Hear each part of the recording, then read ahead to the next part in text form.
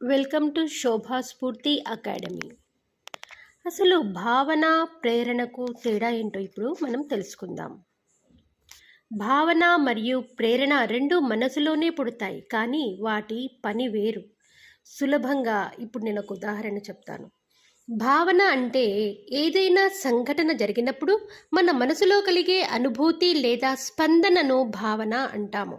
ఉదాహరణకు, ఎవరైనా మనల్ని పొగిడితే సంతోషం, ఎవరైనా అవమానిస్తే బాధ లేదా కోపం, మనకు ఇష్టమైన వ్యక్తిని చూస్తే ప్రేమ, ఎదుటివారు మనకంటే బాగా ఎదిగితే ఈర్ష్య, ప్రమాదం కనిపిస్తే భయం. ఇవన్నీ భావనలు. అంటే భావన అనేది మనసులో కలిగే ఫీలింగ్ అన్నమాట. మరి ప్రేరణ అంటే ఏమిటి?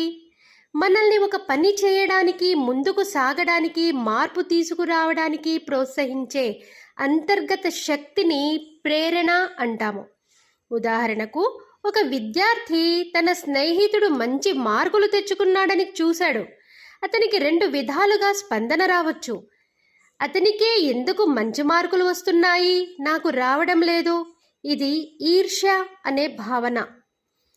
అదే అతను ఇంత బాగా చదువుతున్నాడు, నేను కూడా కష్టపడి చదివి మంచి మార్కులు తెచ్చుకోవాలి అనేది ప్రేరణ. అసలు తేడా ఇదే. భావన మనలో ఒక అనుభూతిని కలిగిస్తుంది, ప్రేరణ మనల్ని ఒక చర్య వైపు నడిపిస్తుంది. ఇంకొక ఉదాహరణ చెబుతాను. ఎవరైనా మనకంటే గొప్పగా ఎదిగారు, నాకు బాధగా ఉంది, ఇది భావన. అతను ఎలా ఎదిగాడో నేర్చుకోవాలి అనేది ఆలోచన. నేను కూడా కష్టపడతాను అనడం ప్రేరణ. ప్రతిరోజు కష్టపడటం ప్రారంభించాను అనేది చర్య. మరి భావన మంచిదా చెడ్డదా? ప్రతి భావనను మంచిది లేదా చెడ్డది అని చెప్పలేము. కోపము, ఈర్ష్య, బాధ, భయము వంటి భావనలు కూడా మనిషికి సహజమే. వాటిని పూర్తిగా లేకుండా చేయడం చాలా కష్టం. కానీ ఆ భావనను మనం ఎలా ఉపయోగించుకుంటున్నామన్నదే ముఖ్యం.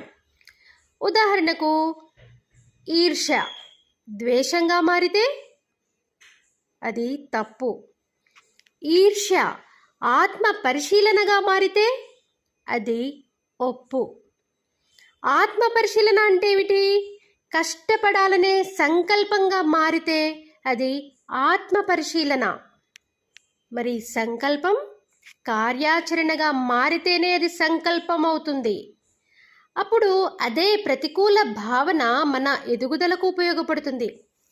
సింపుల్గా చెప్పాలంటే, భావన మనసులో పుడుతుంది, ప్రేరణ మనల్ని ముందుకు నడిపిస్తుంది.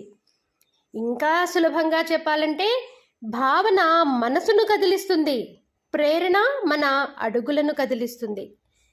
మై డియర్ ఫ్రెండ్స్, భావనకు ప్రేరణకు గల తేడా ఏమిటో మీకు తెలిసింది కదా. Thank you.